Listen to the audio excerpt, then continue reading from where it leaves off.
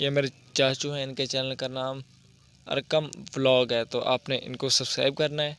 ये मेरी आप लोगों से रिक्वेस्ट है, मैंने आपसे पहले भी रिक्वेस्ट की है और अभी दोबारा कर रहा हूँ। सो जिन लोगों ने कर लिया है उनका बहुत बहुत शुक्रिया, जिन लोगों ने अभी तक नहीं किया वो काइंडली कर लें।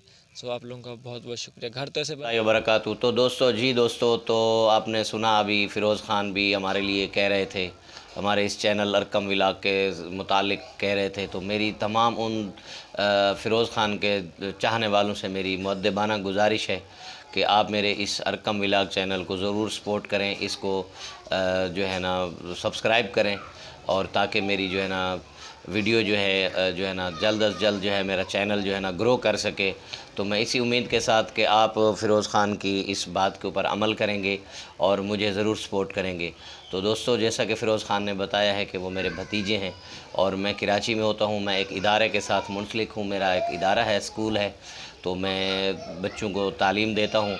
तो साथ साथ मैंने ये चैनल भी बनाया हुआ है ताकि जो है ना कुछ ये हमारी जो है ना इदारे को फ़ायदा हो सके। तो उम्मीद करता हूँ कि आप जो है ना मुझे ज़रूर सपोर्ट करेंगे। इसी उम्मीद के साथ मैं चाहूँगा आपसे इजाज़त, फिर मिलते हैं एक नई वीडियो के साथ। अस्सलामु अलैकुम रहमतुल्लाहि व बरकातहू।